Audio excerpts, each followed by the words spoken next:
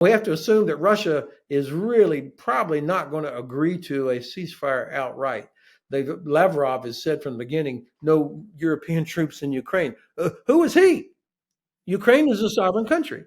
And we should quit acting like these are the old Soviet Union with massive formations and they're going to crush the rest of us. That's not going to happen. They can't defeat Ukraine. And so this is where I think we need to demonstrate. I mean, this is Europe's moment because of the failure of the U.S. This really is Europe's moment to demonstrate that it is no longer a vassal of the United States and that it has capability or it never will. I mean, that's all there is to it.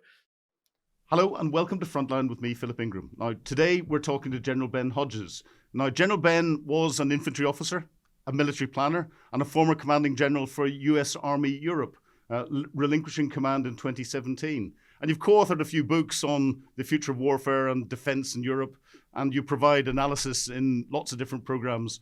But if ever there was an individual to get us to try and understand what's going on from a military perspective inside Ukraine, you're the person. So welcome back to Frontline.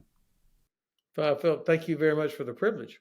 Yeah, well, I have to start, and we'll lift it up above the military. We'll have to get into the strategic with some of the comments that are coming out of Washington at the moment.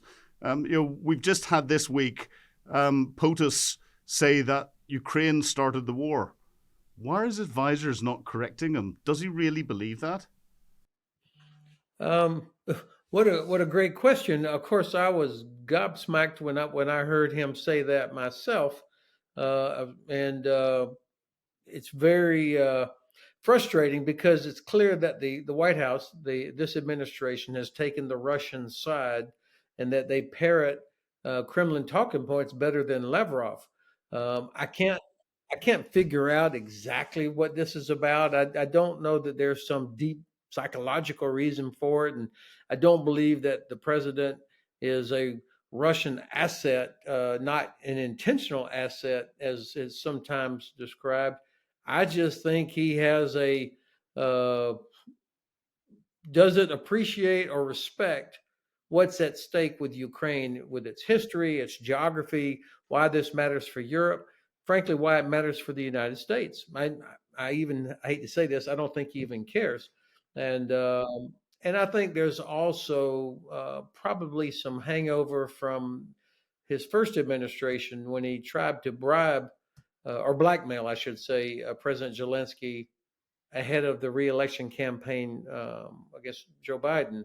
And I think he's still angry about that. So all of these things, unfortunately, are part of the mix rather than really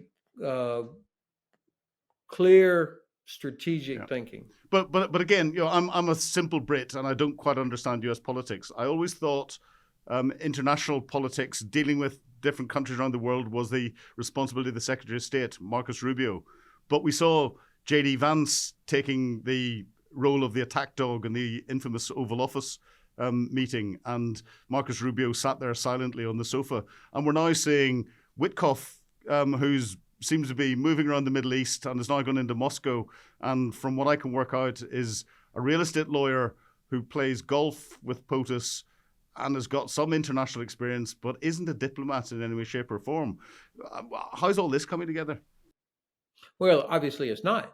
I think first of all, anybody that's watching this administration has to recognize that they do nothing that is in accordance with normal convention, tradition, uh, how to even act presidential. I mean, it's so different from everything we've known in the past. And so, eventually we'll get used to it. And while it drives me crazy because I see an assault on our Constitution almost daily, and as well as on our allies, and on what I think are our strategic interests. The fact is, he's the elected president, and that's who we've got to deal with until there are new elections. Well, I'm glad you see that. So it's not just me getting confused through naivety. No. It's difficult to. It's hard to watch. I mean, there's no other way for me to describe it. Um, but it's not just him. I mean, he's obviously enabled by a coterie of people around him who I would describe as different from Trump 1. He now has made sure that the only people around him are those who will agree with him or who will carry out what he wants. Now, what you've described when it comes to foreign policy is an interesting situation. And I think that you've got a case where who does what is not necessarily the traditional way of doing it. Almost every president has a special envoy for specific tasks. That in and of itself is not unique, but it's clear, or at least it looks to me, that the Secretary of State is not the one organizing and coordinating foreign policy on behalf of the president. Uh, Mr. Witkoff is involved. He clearly is in over his head. He's not the right person to be doing this, but it almost doesn't matter because President Trump's voice is the only one that actually matters. The vice president's role is, this is I'll just have to say it's an unusual sort of connection between him and President Trump. Um, and then you've got a national security advisor who does not seem as prominent as he was before the famous Signal chat group scandal. So I can't quite make it out, but it's clear that there is only one voice that matters in all of these things, and that's the president. Yeah. Well, we could spend all program talking about the politics of it, but I want to drill down into more of the military side of things and look at that and get back to what's going on the ground. And for the military-minded audience, we're going to get into some jargon. Apologies to those that haven't got it. But we're seeing Ukraine continuing to have some success at what I class as deep fires, but almost into the operational level. They carried out a drone attack against the 112th Guards Missile Brigade, which was the unit that launched ballistic missiles on Sumy and killed 34 last Sunday. At least 10 drones hit the military target. The target was hundreds of kilometers northeast of Moscow, so massive, massive range. But we seem to find that most of the commentators that are out there are talking about what is going on the front line and movements in front line. And I've heard you talk about that nothing really happening on that beforehand. Why do you think everyone is focused on purely the tactical battle rather than actually the operational level and how that's influencing what's going on tactically and how that's influencing the decision making at the strategic level? Well, first of all, you've got too many people that don't understand the geography and don't appreciate the nature of war in general and the character of this particular war. If I've been seeing reports now for 3 years about how there's no way Russia could lose. They just too big, too many. Ukraine has all these problems, and people have lost sight of the fact that the Ukrainians are fighting for their life, for their survival. They're literally defending their homeland, and also even when the president yells at President Zelensky and says, "You got no cards." The Taliban had no cards against us, but they certainly won. The Viet Cong had no cards against us. They won. And so history is full of examples of where small, outnumbered, ragged armies or whatever defeated on paper much larger armies and navies. I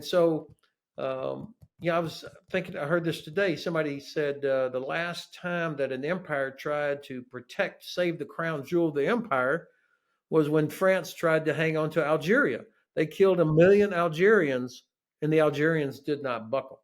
So I think we need to take a look and understand what the Ukrainians are doing. And then when you look at the Russian economy and what they're doing, how they're grabbing people off the street. These Chinese soldiers are the latest example. But soldiers are going into the attack on golf carts and civilian cars. They just don't have anything. But of course, the Russians are willing to, because Putin doesn't care about casualties, they'll just keep doing this because as long as he thinks he's going to win.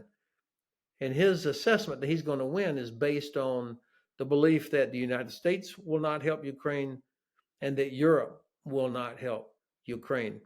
And so, we know from history that war is a test of will and it's a test of logistics. Right now, the Ukrainian soldiers have superior will. But do Western leaders have superior will to the Kremlin? I'm not sure. Yeah, it's interesting. Putin seems to be focusing again on the front line and throwing all of his resources at that. But if we look at the Ukrainian HUR General Bodanov's actions, he's almost resurrected World War II special operations executive type actions throughout Russia, and taken that to the next level. Almost with a revolution in deep tactics, in your long range drone attacks against oil refining capability, against airfields, because he can't generate the conventional capability to do that through a conventional Ukrainian air force or a conventional missile force or other things. So are we really seeing this changing character rather than nature of modern warfare? Is that something that is going to influence the way the West is going to develop in coming months and years? Well, certainly, as Clausewitz tells us, the nature of war is unchanging, but the character of war is definitely changing. And the Ukrainians, and to their credit, the Russians are doing certain things at a level well above what we could be doing. That we don't have the experience or the necessity yet. But certainly, as General Cavoli, the SACEUR said, you can defeat Russia's advantage of mass with precision if you have enough time. And by that, of course, he's talking about you go after headquarters, you go after logistics, you go after their long range fires, their bases. And I think the Ukrainians also recognize that Russia is only able to stay in this war as long as they can export oil and gas to China and India. So wrecking Russia's oil and gas infrastructure would be the equivalent of strategic bombing. And I think one of the most fascinating aspects of this war is how Ukraine has grown its defense industry during the war, despite Russia going after pretty much every city and its power infrastructure for 3 years now. Of course, we should have known. I mean, Germany, the Nazi Germany, could not knock Great Britain out of the war with strategic bombing. We, the U.S. and the Royal Air Force, bombed the hell out of Germany for years, and that didn't knock Germany out of the war. So the Russians are not able to do that against the Ukrainians, but the Ukrainian approach to going specifically after the Russian oil and gas infrastructure, I think, is going to have strategic effect. Yeah, no, it's surgical. Now, the other thing is you've commanded troops on the ground. You know what it's like when you're engaged with the enemy and you're dealing with the troops and the kit and everything else you've got. For those that are watching this, how big a thing was it for Ukraine to re-equip, to change doctrine, to change tactics whilst engaged in a high-intensity conflict with the enemy? And how do you think they've done it? And could the US have done it? I know the UK couldn't have done it. I've always thought that the best organizations were learning organizations and having the ability and the culture to make changes necessary when you had to do it. Now, I don't want to paint the Ukrainian side as having done everything exactly right. Obviously, they haven't. Uh, General Zaluzhny, when he was, of course, now Ambassador Zaluzhny, but when he was General Zaluzhny, uh, he worked very hard to try and change that old Soviet culture that was in the Ukrainian armed forces, particularly at the higher levels. He worked very hard to change that, and I think General Syrskyi, of course, is continuing to do that as well, even though he's a pretty tough old guy himself. Um, the thing is, the Ukrainians had no choice but to unleash the talent of their young people.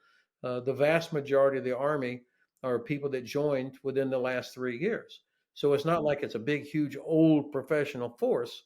And so the nature, the character of this war, and the fact that they have been outnumbered so much, so vastly, they've had to find ways to counter Russia's advantage of mass. The best example we've seen, of course, and, well, let me say it this way: there are several very good examples. At sea, the fact that Ukraine was able to basically defeat the Black Sea Fleet, even though Ukraine had no traditional navy of their own anymore, that's because of a combination of using weapons provided by UK and France with maritime drones, special forces, sabotage, on and on. They this counteroffensive they launched into Kursk. I think caught everybody by surprise because people were assuming that, well, Russia's winning, they're just keeping marching in the east.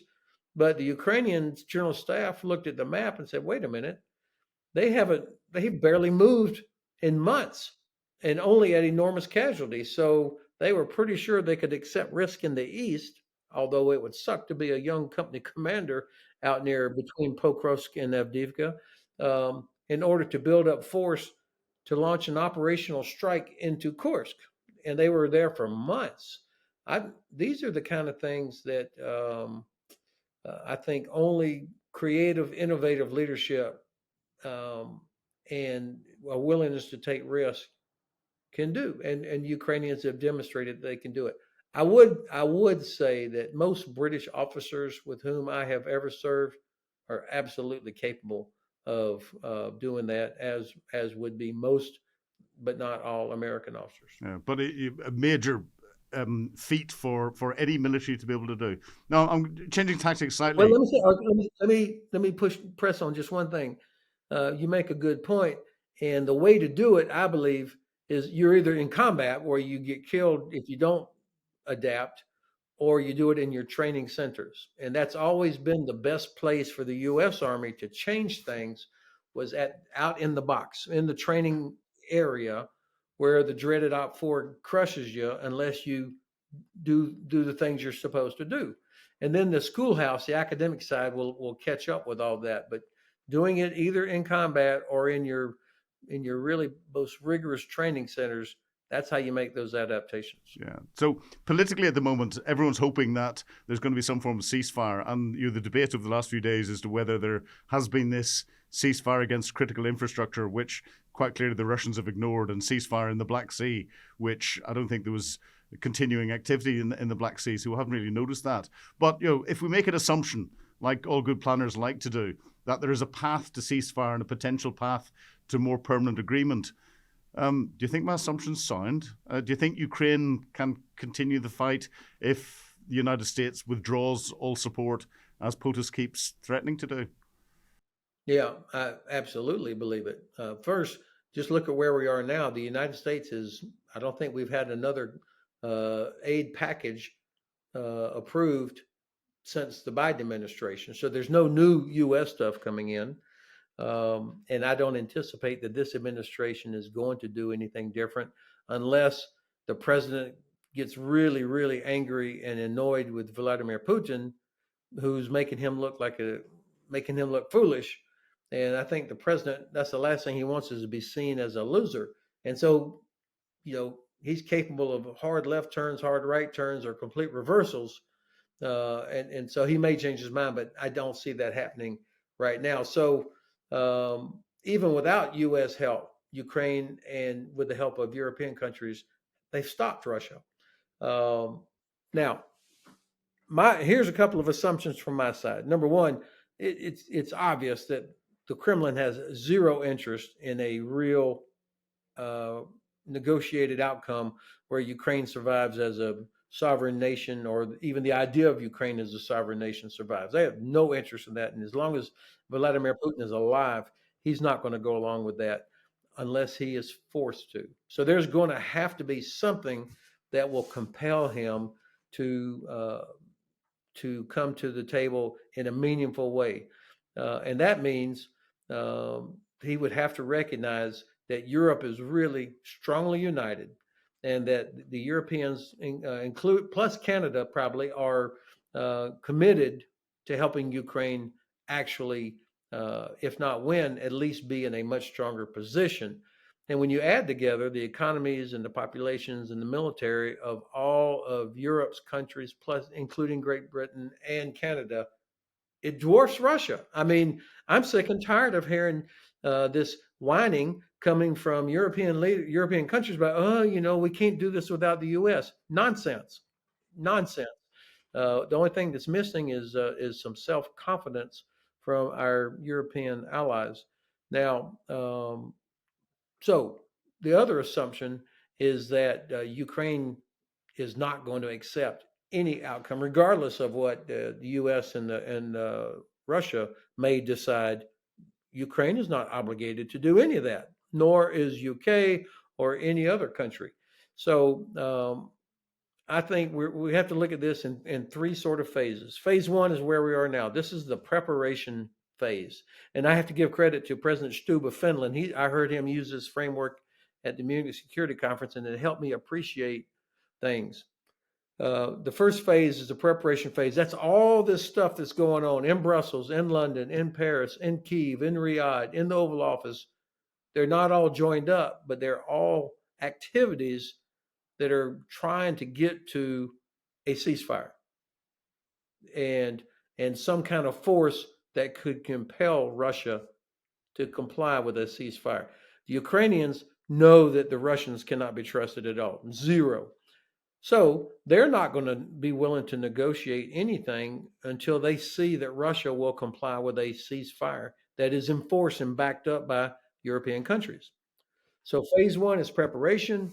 Phase two is the ceasefire, which will include the deployment of some kind of ceasefire implementation force, not a peacekeeping force, a ceasefire implementation force, something that you would recognize from 1995 when the NATO IFOR went into Bosnia.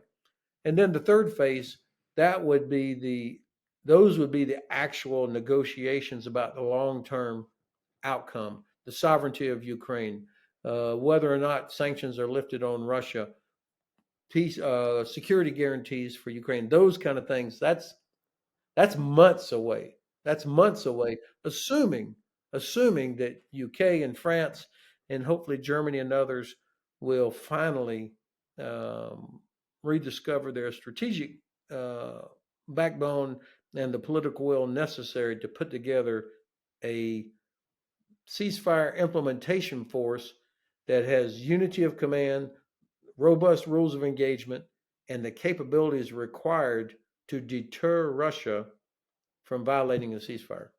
So how do you see this coalition of the willing come together, and what do you think they're going to be doing on the ground? Which is a very unfair question to ask when we don't have a peace agreement.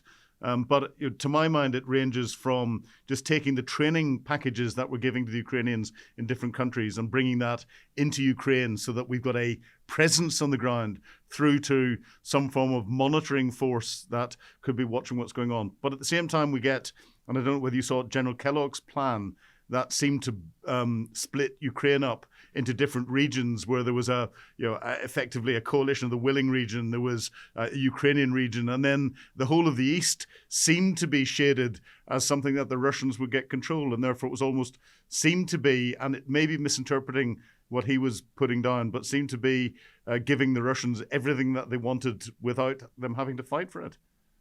Yeah, General Kellogg's what is attributed to him was a total dog's breakfast. Who the hell is he to offer to give up Ukrainian territory? And I don't understand why this administration their start point is giving up Ukrainian territory. I mean, that has never made sense to me. And I mean, look, Russia, after 11 years, they still only control about 19% of Ukrainian territory.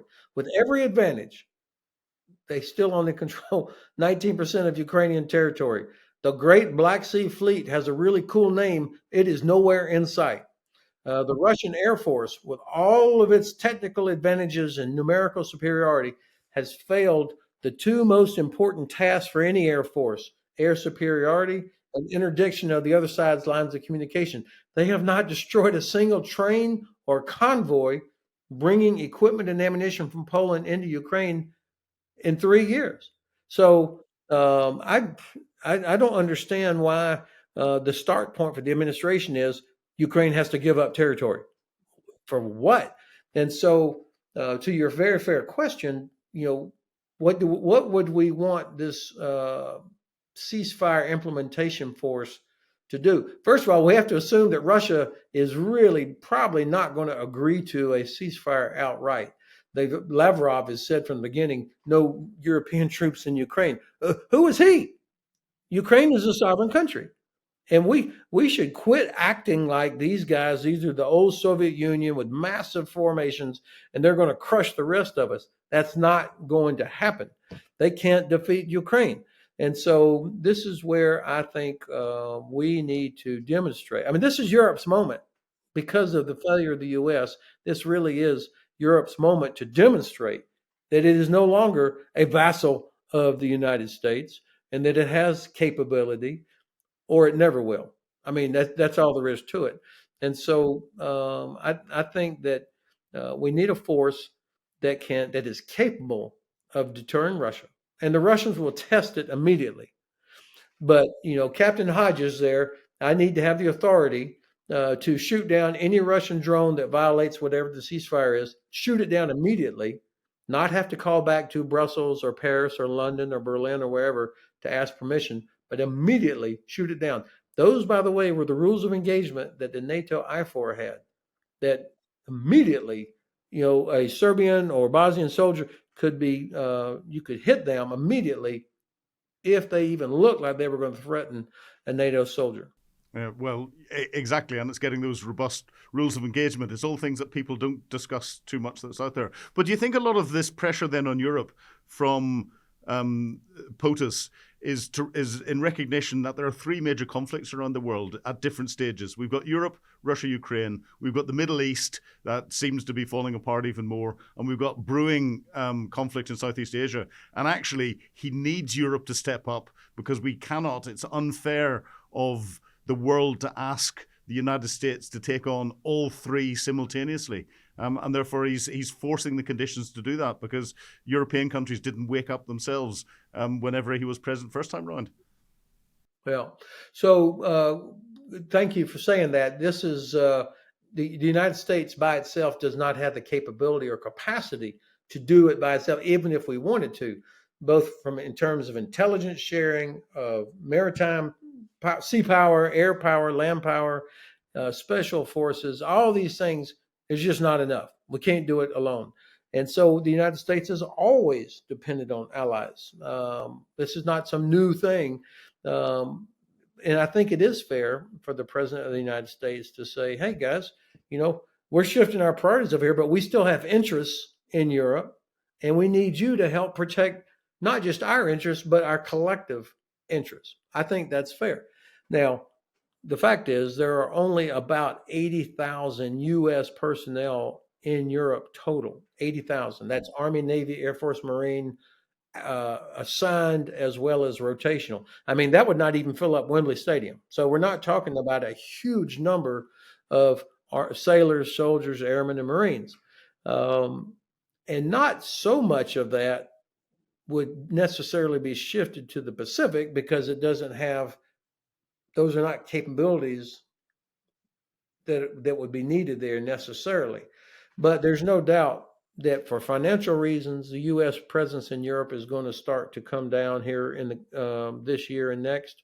Our army, what we call the big army, is probably going to take about a 20 to 25% cut here over the next 3 years. I mean, that's a gigantic chunk of our land power is going to be gone in order to meet the air and naval requirements for the Indo-Pacific region. Now, as you correctly point out, there are multiple places where there are challenges. I think we should do what Churchill and FDR agreed back in the Arcadia Conference of January 1942, at a time when no Americans wanted to get involved in a land war in Europe, but our fleet was on fire or underwater in Pearl Harbor, and so Americans were ready to go to war. But Churchill and Roosevelt both realized that they had to defeat Nazi Germany first in order to make sure that Great Britain, which was all alone by itself right now at that time, and there was not much reason for optimism, that we had to keep Great Britain in the war, and then we could go deal with the Empire of Japan. So the strategic priority was Germany first. And Roosevelt was able to sell that to the American people. And then 1 year later at the Casablanca Conference in January of 43, they agreed on a strategic objective of unconditional surrender. not get to a better negotiating position, but unconditional surrender. So that strategic priority and strategic objective is what enabled us to do what we had to do to win collectively the Second World War. So if we think about Russia first, defeat Russia. Iran has no friends. I mean, Iran has zero friends in the world. And so if they are isolated by the defeat of Russia, that really undermines the Hezbollah, the Houthis, and what's left of Hamas. And then the Chinese would be thinking, okay, these guys are serious. I mean, they've got allies, they've got political will, they got industrial capacity and military capability. So I think this prioritization of Russia first would not only isolate Iran, it also would be an effective deterrent against China. That's as a planner, strategic planner, that's how I would want to approach it. But I don't know that we've got the right leader in place in Washington to approach it that way. Yeah, no, interesting. Well, finally and briefly, I just want your thoughts on this. Are we almost certainly going back to a Cold War II, no matter what scenario that we get in Ukraine? Or do you think it could become a hot war in Europe? Or worse still, are we on a path where we could see a hot war globally? So if Ukraine fails, then I would predict within 2 or 3 years, we'll have a war between Russia and some other European countries, whether that's Georgia, Moldova, or do they go ahead and attack maybe a NATO country to see, because they'll be confident if we allowed Ukraine to fail, that would mean that the U.S. had turned its back and that Europe could not get its act together. And so for Russia, the dream has always been to wreck NATO. And if they can attack a NATO country and you don't get an Article 5 response, then that's the end of the alliance. So, but the necessary precursor for that was failure in Ukraine. If Ukraine doesn't fail and Europe does get its act together, whether or not the United States contributes in a meaningful way, then Russia clearly will not have the wherewithal to open up a new phase, a new front somewhere else. They're going to be a long time recovering from the damage they have suffered now. But as we said at the beginning, Philip, this particular administration, there's nothing conventional or traditional about it. The president has gone about wrecking a system that, while not perfect, the United States benefited from it more than anybody. And even if the Trump administration is over in 3.5 years and there's a completely new Democratic administration, it will be hard to put all those pieces back together again. Well, hard to put pieces back together again. General Ben, that's a good point for us to stop this particular edition of Frontline. It's been a real pleasure talking to you. Thank you. Well, thank you very much for the privilege. I love coming on this program. Thank you for watching another episode of Frontline with me, Philip Ingram. If you want more great content, please sign up for Times Radio membership, and then you can leave comments and ask questions, which we'll endeavour to answer in other shows. And if you want to be kept up to date with day-to-day events, please tune into Times Radio. Thank you.